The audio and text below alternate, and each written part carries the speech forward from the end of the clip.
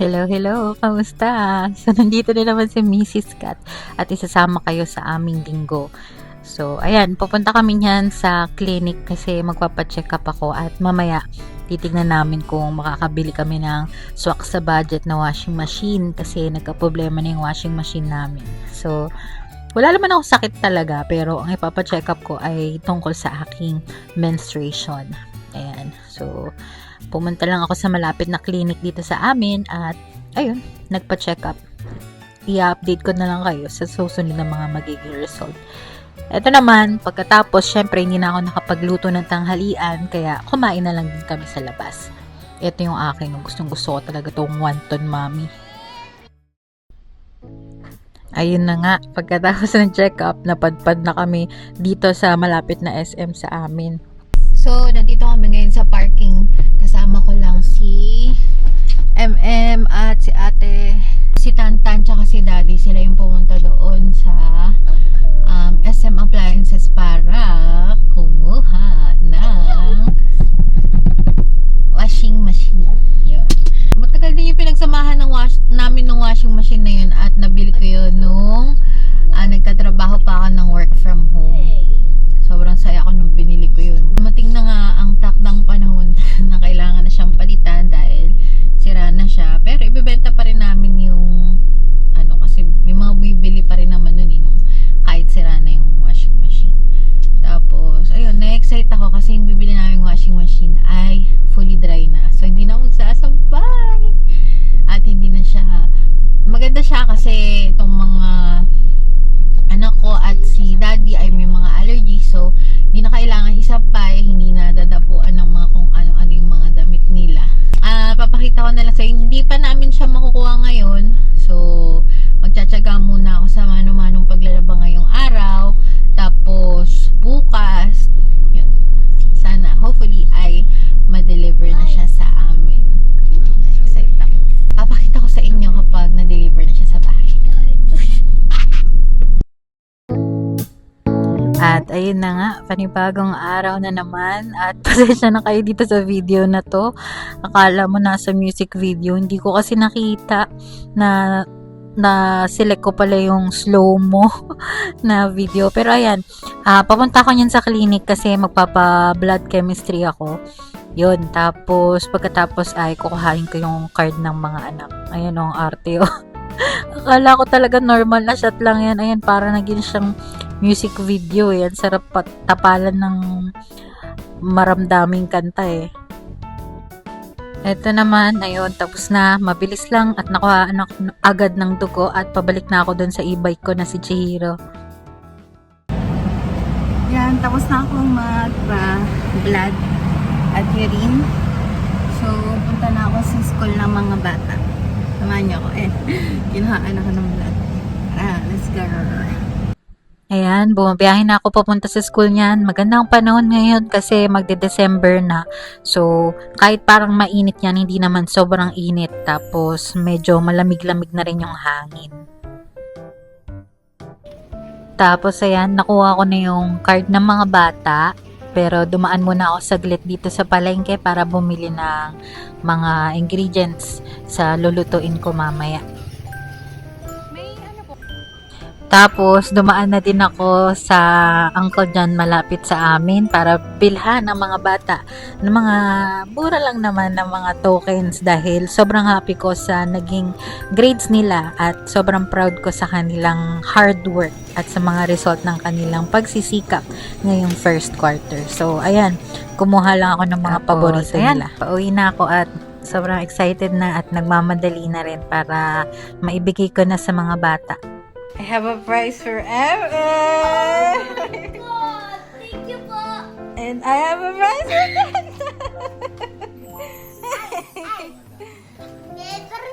Congratulations, guys!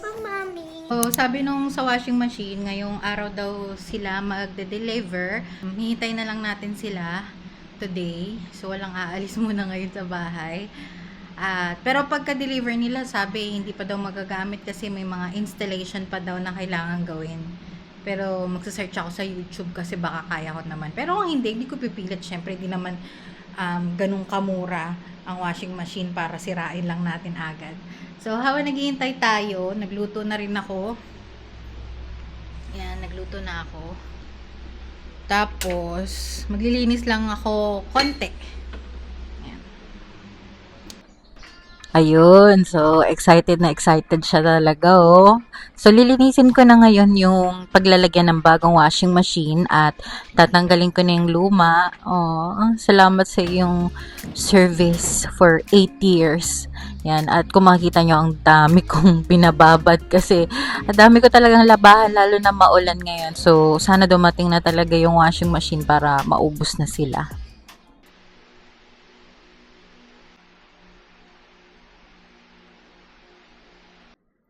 Hi.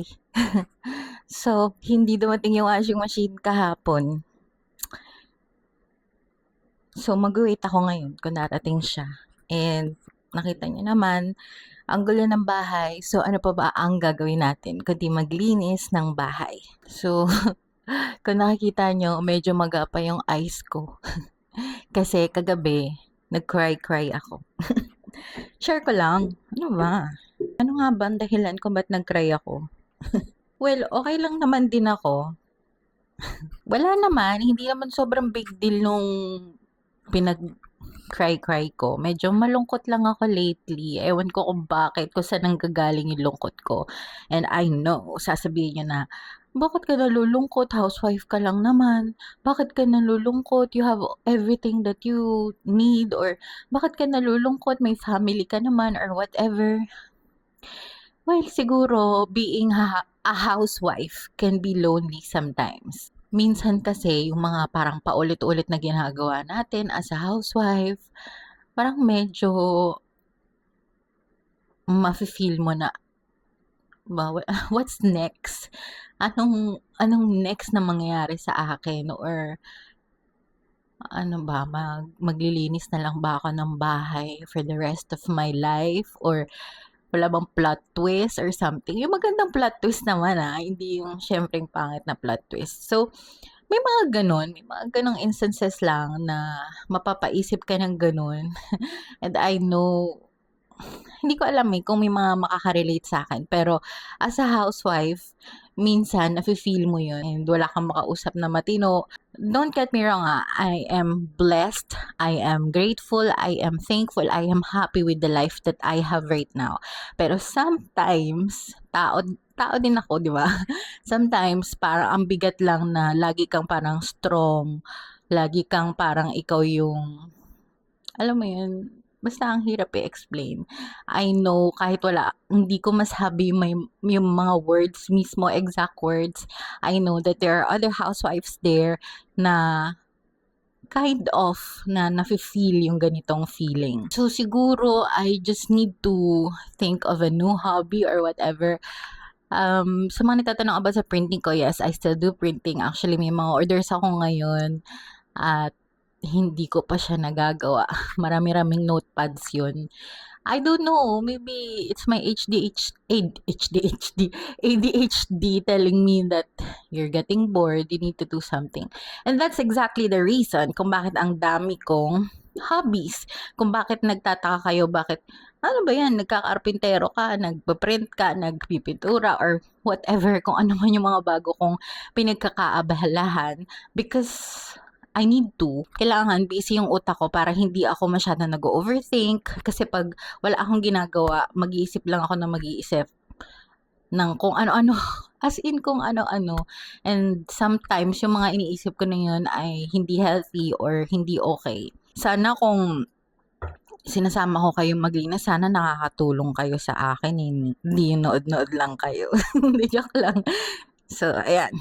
Umpisahan natin sa, parang ayokong umpisahan. Hindi ko alam. Magtupi muna tayo. Kasi malapit na ako magsundo. So, I think hindi aabot pag naghugas ako. Palusot. Hindi, joke. Mamaya na ako maghuhugas kapag, pag uwi ng mga bata, pag nag-lunch na sila, isasabay ko na yung hugasin na yun, di ba? So, tara. Magtupi na lang tayo ng mga damit. Yan. Siguro mamaya magiging happy na ako pag dumating na yung washing machine. Siguro yun lang talaga nagpaiyak sa akin yung washing machine. Nag-expect ako eh. And ayun din yung reason ko kung bakit ako gumagawa na ng mga yapping or talking vlogs. Kasi I wanna talk to you guys. I wanna know kung may mga katulad ko dyan, di ba? Sometimes being a housewife can be boring. Ang sinasabi ng self ko ay, kasi ikaw napaka-introvert mo. Ayaw mo namang mag-join, ayaw mo namang sa mga ibang tao, mag-interact sa ibang tao. I don't know, hindi ko alam.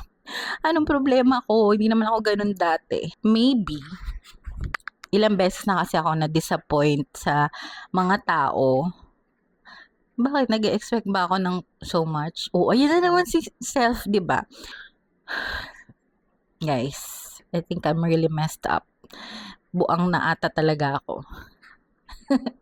Siguro hormones ko to kasi parang nagkakaproblema rin ako recently sa aking menstruation. Kaya siguro yun. Kaya nga ako nagpa-check up. Kasi parang ilang months na akong hindi nagkakaroon. At hindi naman ako buntis. Pero, yun, ang hirap i-explain. Pero yun nga, sana later, pag dumating na yung washing machine, maging masaya na ako.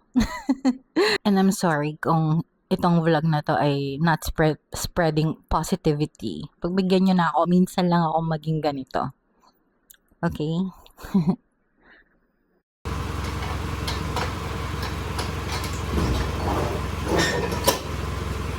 Yay! At dumating na nga ang pinakahihintay kong washing machine. Pagkatapos niyang ma-deliver, hindi ko din agad nagamit. Kinabukasan ko pa nagamit kasi kailangan may mag-install na mga technician. Sila yung nag-ayos at nag-set up. Tapos, tinuruan na rin nila ako kung paano gamitin. So, ayan na. Yan na yung nagkakabit.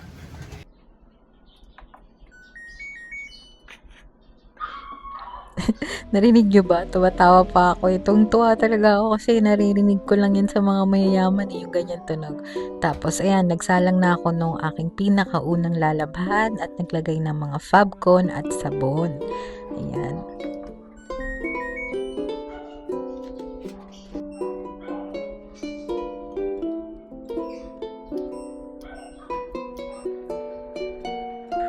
At ayan na nga yung unang salang natin na labahan. So, ang mahalaga daw kasi sa mga ganitong washing machine ay sundin kung ilan talaga yung capacity ng washing machine at huwag i-overload. At tignan nyo naman, parang manghang-mangha naman ako dyan. Ang tagal kong nakatitig dyan, hinihintay ko talaga na matapos, ilang oras din yan. Pero, ayun, nakatingin lang ako para akong nanonood sa TV.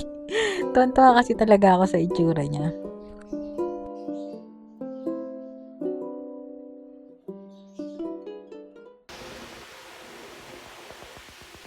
Nakikita nyo ba yung oras na yan? Hindi yan 10 a.m., 10 p.m. yan.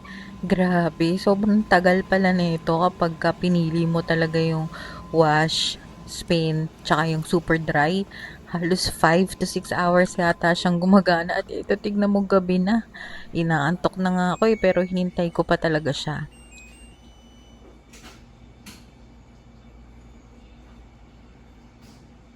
At ito, tignan mo, para akong baliw, pinipilit ko siyang buksan, tas ayaw bumukas, ang tigas talaga. Nakalimutan ko yung tinuro sa akin ni Kuya kanina na dahil nga mainit siya, dahil tinuyo ng maigi, merong nakalagay na CD or cool down. Kaya hihintayin ko na naman. Nung natapos na siyang mag-cool down, kusa na siyang namatay at nag-unlock. Ayan. So, ipapakita ko na sa inyo kung tuyo nga ba talaga yung laban niya.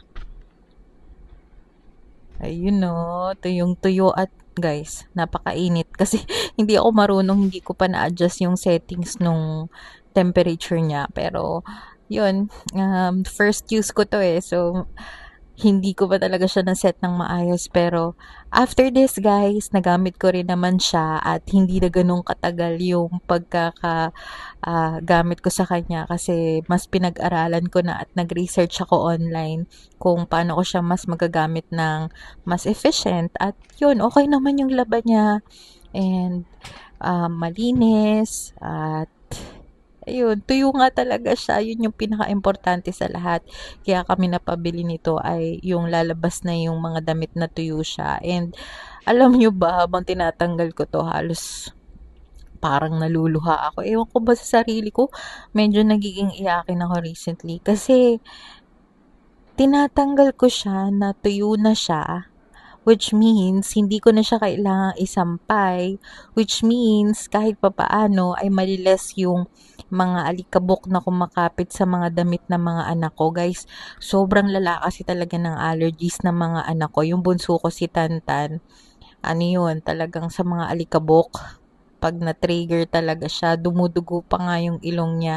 Tapos parang nagkakaganon na rin. And yun, kaya hindi nyo kasi talaga maiintindihan hanggat walang may allergic rhinitis sa family nyo or ikaw kung gaano kasaya yung mga ganitong bagay. So, ayun lang, sobrang grateful lang din ako dito sa another addition dito sa ating bahay. So, that's it po. Salamat sa mga nanood at sana manood pa kayo para sa susunod may iba naman tayong bibilihin. May ibang hinihirit si Daddy. Pero ayun lang. Salamat ulit at see you on my next vlog. Bye-bye!